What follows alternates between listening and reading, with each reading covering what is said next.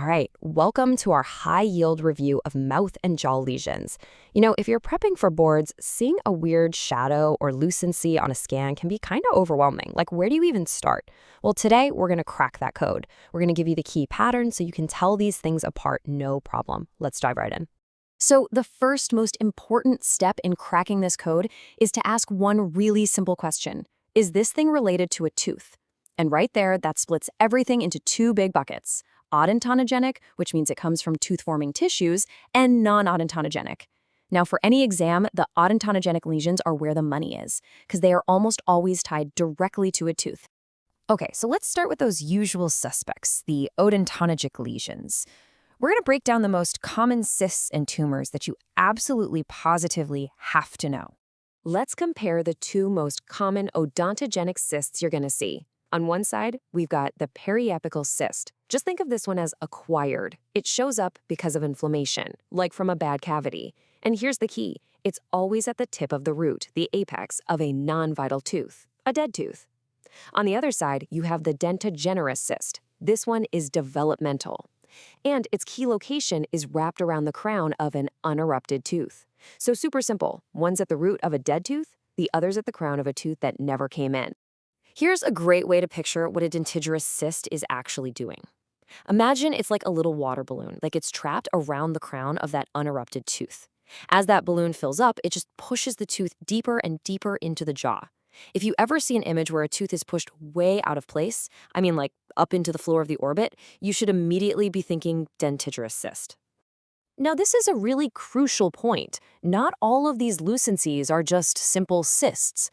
Let's compare that dentigerous cyst to something called a keratogenic odontogenic tumor, or KOT.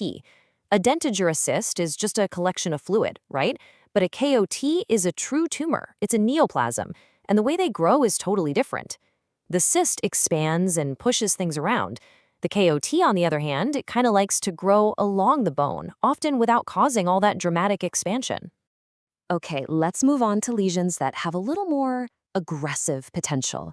For these, spotting the red flags is everything. This quote really says it all. When you're thinking about the big four we've covered, the periapical, the dentigerous, the KOT, and this next one, the ameloblastoma is the one that's going to look the scariest on an image. It's locally aggressive, and its appearance is a total giveaway. And this slide shows you exactly why. The absolute classic high-yield buzzword for ameloblastoma is soap bubbles. You have to burn this into your memory. This multilocular appearance, like a whole bunch of soap bubbles clustered together, if you see this on test day, it's ameloblastoma. Let's hammer this growth pattern difference home one more time because it's so important. Just look at the difference here. The KOT, it infiltrates along the bone without much expansion, but the ameloblastoma, it's an expander. It will literally blow out the cortex of the jaw, and it's notorious for eating away at the roots of nearby teeth. So remember, soap bubbles plus expansion equals ameloblastoma. Before we leave tumors, here is an absolutely essential clinical connection for you. If you ever see a patient who has not just one, but multiple keratogenic odontogenic tumors, your brain has to immediately go to Gorlin syndrome. That association is a total favorite for exam questions. All right, now for an easy one. This is the odontoma. It's actually the most common odontogenic tumor, but it's really a hamartoma, which is just a fancy word for a disorganized jumble of normal tissue. In this case, it's tooth material, and that's why it looks so different. Instead of a dark hole, you see a bright radiodense mass. People describe it as fluffy calcifications, and it usually has a thin, dark rim around it. It basically just looks like a weird, mangled tooth where a tooth isn't supposed to be. Okay, let's switch gears. We're moving away from the teeth now, and we're going to look at some developmental cysts that cause some, we'll call them midline mysteries, in the neck and on the floor of the mouth. Two big players here, and it's all about location, location, location.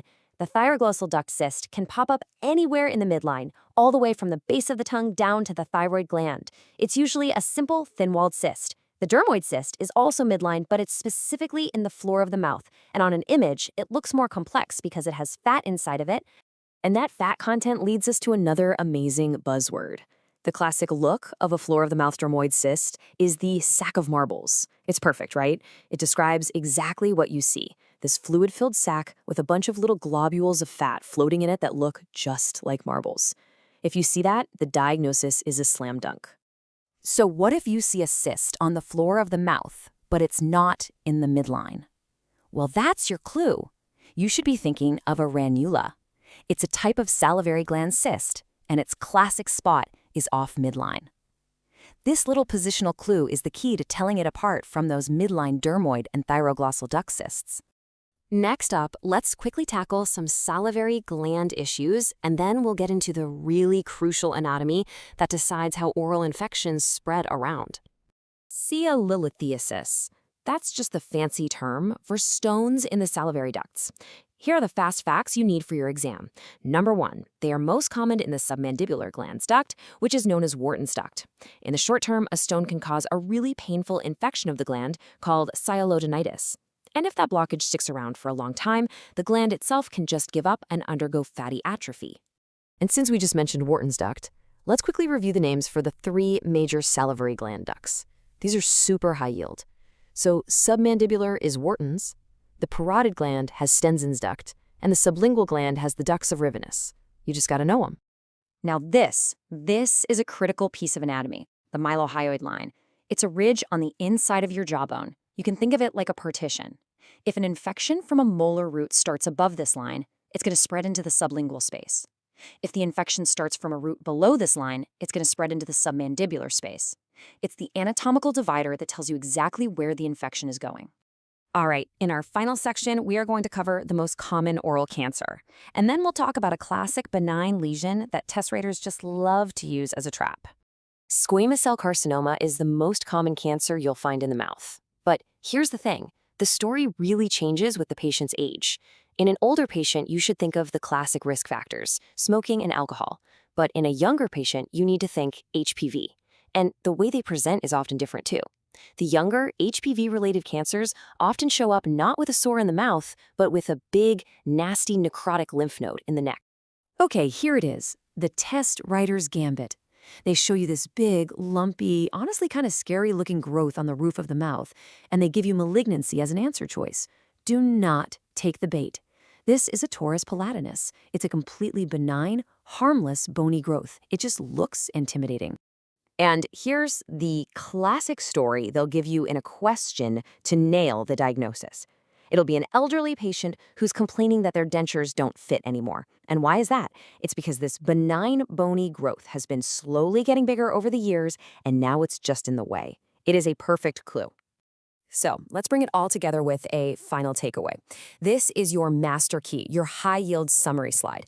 Just look at the patterns. The benign cysts are all about their location relative to a tooth. The developmental issues have those awesome buzzwords like sack of marbles. And the true tumors are set apart by features like soap bubbles or their link to systemic syndromes like Gorlin. This is your code-cracking sheet right here. So you've totally cracked the code for these individual lesions. But let's end with one final thought to connect all the dots. We've talked about all these different things, but which one, while it looks like just a local problem, is actually a huge clue to a much larger systemic story? That's right, it's the KOT, pointing to Gorlin syndrome.